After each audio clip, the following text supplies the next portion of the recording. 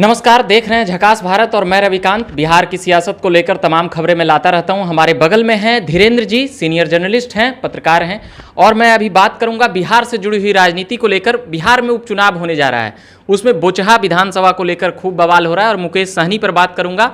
और एमएलसी की जो तमाम सीटें हैं, 24 सीटों पर चुनाव होने जा रही है, उससे भी जुड़ी हुई कुछ सवाल रहेगा धीरेन्द्र जी से। पहले तो स्वागत है धीरेन्द्र जी आपका झकास भारत में। नमस्कार, धन्यवाद। अभी जो सहनी का जो प्रकरण चल रहा है, बीजेपी सहनी को सीट नहीं दे रही है, बोचहा जो जीती हुई थी, इसको किस हिसाब से देखते हैं? सहनी अलग अलग आरोप लगा रही है और बीजेपी कह रही है कि हमारे रहमो करम पर आप एमएलसी बने और मिनिस्टर बने। कुछ हद तक दोनों पार्टियां अपने अपने जगह पर सही हैं। बीजेपी का भी आरोप सही है कि बोचहा सीट मेरा था, मैंने आपको सीट दिया था, अब हम सीट नहीं देना चाहते हैं, अब हम खुद रखेंगे। और सहनी का भी कहना सही है कि मैं जो भी कैंडिडेट जीते थे, मुसाफिर पासवान, वो वीआईपी के टिकट पर जीते थे, वीआईपी का सिंबल था, इसलिए उस पर मेरा नेचुरल और मोरल राइट बनता है।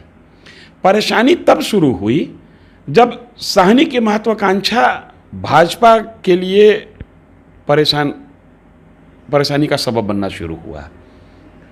सहनी अगर बिहार में अपनी पार्टी का विस्तार कर रहे होते और बिहार तक ही सीमित रहते तो भाजपा बर्दाश्त करते रहती, लेकिन जैसे ही सहनी ने बिहार में अपनी स्थिति को मजबूत करने के लिए या प्रेशर पॉलिटिक्स के तहत, या अगर जो स्ट्रेट फॉरवर्ड लैंग्वेज में कहें, जो कि सहनी का जैसा दावा है कि हर पॉलिटिकल पार्टी को अधिकार है अपने दल का विस्तार करना, और उस नीति के तहत हम उत्तर प्रदेश गए थे, ये चीज़ भाजपा के लिए परेशानी की सबब बनी। इसलिए कि जो भी राष्ट्रीय पार्टियां हैं, उनके राजनीति के केंद्र में देश का केंद्र होता है, और देश का केंद्र है दिल्ली। दिल्ली का रास्ता उत्तर प्रदेश से होकर जाता है। सहनी कुछ खास बिगाड़ नहीं पाए बीजेपी का उत्तर प्रदेश में, लेकिन भय तो था बीजेपी को कि अगर कुछ भी बिगड़ा तो फिर दिल्ली संकट में आ जाएगी, और दिल्ली संकट में आने का मतलब है कि राष्ट्रीय पार्टियों की छटपटाहट चरम पे आ जाती है। तो कुल मिलाकर सहनी की महत्वाकांक्षा भाजपा की योजना पर एक तरीके से प्रहार था, एक तरीके से हमला था, जिसको भाजपा कोई भी बड़ी पार्टी बर्दाश्त नहीं करेगी। तो क्या सहनी ज़्यादा महत्वाकांक्षी हो रहे थे जिस प्रकार से 2 सालों में उनका पॉलिटिक्स देखा गया? महत्वाकांक्षी होना बुरी बात नहीं है, ज़्यादा महत्वाकांक्षी होना बुरी बात है। मैं पहले भी बताया आपको कि अगर सहनी अपनी महत्वाकांक्षा को बिहार प्रदेश तक सीमित रखते तब शायद भाजपा इतनी परेशान नहीं होती, कोई भी पार्टी परेशान नहीं होती। इसलिए कि भाजपा ने ही सहनी को बिहार में पॉलिटिकली इस्टेब्लिश किया। इस्टेब्लिश करने का मतलब कि संसदीय राजनीति में सदन के अंदर प्रवेश दिलाया। इसके पहले सहनी के पास जो भी वोट बैंक था, वो वोट बैंक बूथ पर शुरू होता था और काउंटिंग हॉल में जाके दम तोड़ दे रहा था। इनकी हैसियत चुनाव जीतने की स्थिति नहीं हुई थी। चुनाव कैसे जीता जाता है ये भाजपा ने सिखाया।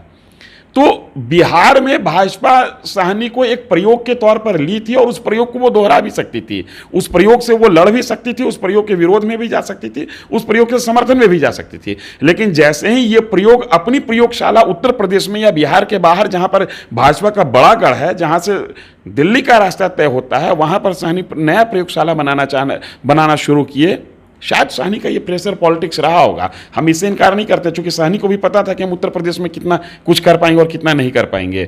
वो मोदी योगी पर भी काफ़ी हमलावर बयान देते हुए नजर आए थे। ये तो मतलब कहते हैं ना कि सीमा रेखा के पार चले जाना। सहनी राजनीति में यहीं पर अपनी अपरिपक्वता, इमैच्योरिटी को शो कर दिए। लड़ाई जब भी हो तो कहते हैं ना कि हाँ, नज़र मिले भविष्य में, इतनी बातें बची रहनी चाहिए थी। भाजपा के लिए इस समय संगठन से भी बड़ा है मोदी और योगी का नाम, मोदी और अमित शाह का नाम, मोदी और योगी का नाम। और आप जब अल्टीमेट जो शक्ति का स्रोत है उसी पर हमलावर हो गए, तब फिर भाजपा के लिए बचा क्या? आपने छोड़ा कहाँ अपने कथित सहयोगी दल या कथित विरोधी दल को? तो आज जो स्थिति बोचहा विधानसभा के मद्देनजर खड़ी हो रही है, उस स्थिति के लिए अगर कोई सबसे अधिक जिम्मेदार है तो वो मुकेश सहनी स्वयं है। अभी वो कह रहे हैं कि हम फिर भी एनडीए का हिस्सा रहेंगे, और उन्हें अभी ऐसा लग रहा है कि नीतीश कुमार जी के रहमो करम पर हम मंत्री बने रहेंगे, ऐसा उन्हें नहीं। देखिए, 2 चीज़ें हैं। एक तो जो बिहार विधानसभा 2020 में जो प्रयोग अप्रत्यक्ष रूप से भाजपा और लोजपा ने मिलकर नीतीश के साथ कर दिया, अप्रत्यक्ष रूप से, मैं दोहरा रहा हूं, साहनी को लगता है कि हम नीतीश कुमार के लिए चिराग पासवान हो सकते हैं और हो भी सकते हैं, इसमें कोई बहुत मतलब इफ एंड बट वाला मसला नहीं है। वो चाहते हैं कि नीतीश कुमार हमको इस्तेमाल करें चिराग पासवान के रूप में अगेंस्ट बीजेपी। लेकिन एक चीज साहनी को ध्यान देना होगा, चिराग पासवान अगर बीजेपी के लिए इंस्ट्रूमेंटल हो गए बिहार विधानसभा चुनाव में, चिराग पासवान को एनडीए का बाहर का रास्ता देखना पड़ा। अगर नीतीश कुमार के लिए मुकेश सहनी इंस्ट्रूमेंटल होना चाहते हैं एमएलसी चुनाव में या बिहार की पॉलिटिक्स में, तो उनको भी एनडीए और सरकार से बाहर का रास्ता देखना पड़ेगा। ये दीवार में पर लिखी हुई वो सच है, वो इबारत है जो सहनी न चाहते हुए उनको पढ़ना पड़ेगा। अभी ऐसा लग रहा है कि साहनी जी मंत्री बने रहना चाहते हैं, मगर बीजेपी अब डिमांड कर रही है कि नीतीश जी उनको जितना जल्द मंत्री से हटाएं। उनके प्रवक्ता, नेता और तमाम जगहों से ये आवाज़ें अब मुखर हो गई। ये देखिए, ये नूरा कुश्ती खेल है। ये एक्चुअली है क्या कि बिहार के राजनीति में कुछ खास होता नहीं है। विपक्ष यहाँ पर एक तरीके से ऐसा है जो सुबह जागता है, 2 बजे तक सो जाता है, फिर शाम में जागता है, रात में फिर सो जाता है। तो ऐसी स्थिति में होता क्या है कि सत्ता आपस में ही कुछ ऐसा खेल करने की कोशिश करती है जिससे विपक्ष का भी कोटा पूरा हो जाए। बीजेपी क्या चाहती है, नीतीश क्या चाहते हैं, ये बहुत ज़्यादा मायने नहीं रखता है। हकीकत ये है कि चाहे तो ये बोचहा विधानसभा चुनाव के काउंटिंग तक ये टिक जाए, ये बड़ी बात होगी, लेकिन इनको बिहार सरकार और एनडीए से बाहर जाना पड़ेगा। इसमें अब कहीं कुछ बचा हुआ नहीं है। सिर्फ इतना हो रहा है कि ये जो बयान का दौर चल रहा है, इस बयान से एक फ़ायदा ये होगा कि साहनी नीतीश के हनुमान के तौर पर कहीं ना कहीं खुद को स्थापित कर पाएंगे। अभी स्थिति यह है कि आरजेडी भी उन्हें किनारे कर दी है। बोचहा विधानसभा में उन्हें लगा था कि उनका ही कैंडिडेट को अपना कैंडिडेट आरजेडी बना ली। जो मुसाफिर पासवान थे वहाँ पर विधायक, उनके बेटे को आरजेडी अब वो आगे कर दिए। अब रमई राम से मिलते हुए नजर आए मुकेश सहनी। देखिए, इसमें तो आरजेडी भी सहनी को मतलब एडजस्ट करने के मूड में नहीं है। इसमें थोड़ा सा अंदर खाने की राजनीति में कहीं कुछ माने तुरंत कुछ घटनाक्रम बदल गया। एक रणनीति ये जरूर बनी थी, ऑफ द रिकॉर्ड में बोल रहा हूँ, क्योंकि इसके लिए मेरे पास कोई ऑथेंटिक स्रोत नहीं है जिस पर मैं दावा से कह सकूँ, कि सहनी के कैंडिडेट जो है वो आरजेडी के सिंबल पर चुनाव लड़ेंगे और सहनी उनको परोक्ष रूप से मदद करेंगे। ये पहले बात, सहनी का कैंडिडेट जो है वो आरजेडी के सिंबल पर चुनाव लड़ेंगे और मुकेश सहनी परोक्ष रूप से उनकी मदद करेंगे ताकि बीजेपी का कैंडिडेट चुनाव हार जाए, ये श्योर हो जाए। लेकिन इस रणनीति पर क्यों नहीं अमल हुआ, इसकी जानकारी मेरे पास नहीं है, लेकिन एक रणनीति ये बनी जरूर थी। उसके बाद अचानक ये सुनने में क्या है, हकीकत ये है कि जो आरजेडी का जो कैंडिडेट रमई राम थे वो फिर बीजेपी सहनी के पास चले गया और सहनी ने उनकी बेटी को अपना टिकट दे दिया। कुल मिलाकर अब जो बोचहा की रणनीति बनती हुई दिख रही है, उसमें बोचहा का परिणाम ही तय करेगा कि आखिर बोचहा की बाजी किसके हाथ चलेगी और बाजीगर कौन कहलाता है। एक समय यह जरूर था कि अगर जो आरजेडी का कैंडिडेट होता और सहनी साइलेंट हो जाते वहां पर, तो सहनी इस चीज में कामयाब होते कि बीजेपी को चुनावी राजनीति में बोचहा में मात दे देते। लेकिन अब वहां पर लड़ाई त्रिकोणीय करके सहनी खुद फंस चुके हैं। मतलब पका हुआ राजनीतिक गेम नहीं खेल रहे। बिल्कुल इमैच्योर पॉलिटिशियन है मुकेश सहनी। 6 साल से ये बिहार में राजनीति के लिए जमीन पर संघर्ष कर रहे हैं, लेकिन राजनीति का 6 अध्याय भी ये कायदे से पढ़े हैं, इसमें मुझे संदेह है। बीजेपी क्षमादान देगी, क्या लगता है? राजनीति में न तो कोई किसी की हत्या करता है और न कोई किसी को क्षमा देता है। ये तो मौका का खेल है। जिसके हाथ में दाव लग गया वो पटकेगा और जिसके हाथ में दाव नहीं लगा वो पटकनी खाएगा। नीतीश जी मंत्री से हटाएंगे सहनी को? हटाना पड़ेगा इनको। बीजेपी दबाव में ले आएगी या नीतीश कुमार अपने में एडजस्ट कर लें सहनी? आप एक चीज़ समझिए, बीजेपी चाह के भी चिराग पासवान को एनडीए में नहीं रख पाई।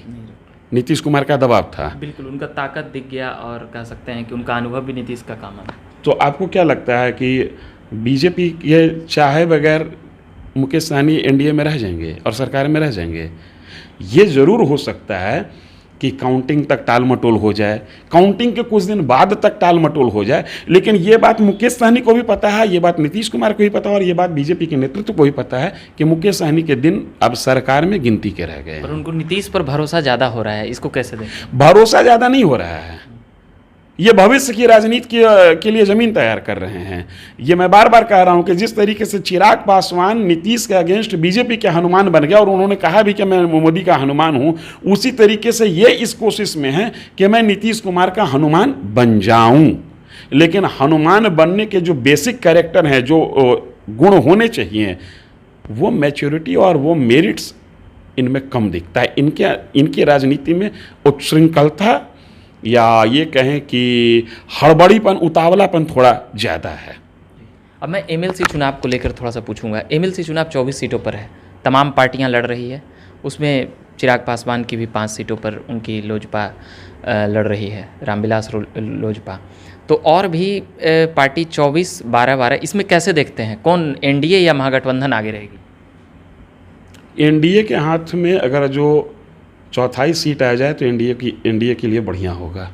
चौथाई सीट? हाँ, मतलब 8 से 6, 5 सीट एनडीए जीत जाए, ये बड़ी बात होगी। क्योंकि जो मेरे पास अंदर से खबर आ रही है, मतलब जो पिछली बार से जीती हुई है उसके आधी सीट भी नहीं जीतेगी? आधी सीट भी नहीं जीतेगी। मेरे पास जो अंदर से खबर आ रही है उसमें बीजेपी इस पूरे पॉलिटिक्स में किनारे फेंकाती हुई दिख रही है और हर पार्टी का अंदर से भीतरघात चल रहा है। लेकिन एनडीए में भी भीतरघात चल रहा है, पार्टी में भीतरघात और महासंगठन में भी भीतरघात। तो जो चीज़ों को मैं देख पा रहा हूं, मुझे ऐसा लगता है कि 15, 16, 17, 18 सीट महागठबंधन के खाते में जाएगा। आरजेडी, कांग्रेस आरजेडी को नुकसान पहुंचा पाएगी एमएलसी चुनाव में? एमएलसी चुनाव पार्टी लेवल पर बहुत ज़्यादा महत्व रखता नहीं। संपर्क और आज के तारीख में अगर खुल्लम खुल्ला कहा जाए तो धनबल, तो संपर्क और धनबल, इन दोनों को अगर ज़मीन पर हम देखते हैं और इसको वोट में कन्वर्ट कराता हुआ मैं जो देख पा रहा हूं, उसमें मुझे लगता है कि ज़मीनी लड़ाई में महागठबंधन या ये कहिए कि आरजेडी, महागठबंधन तो है नहीं चुनाव में, आरजेडी बढ़त बनाए हुए है। ये बात कर रहे थे हम धीरेन्द्र जी से, उनको धन्यवाद कहेंगे कि उन्होंने इतना वक्त निकाला और तमाम बातें बिहार को पॉलिटिक्स को लेकर समझाया। मेरा नाम हुआ रविकांत, आप देख रहे हैं झकास भारत। धन्यवाद।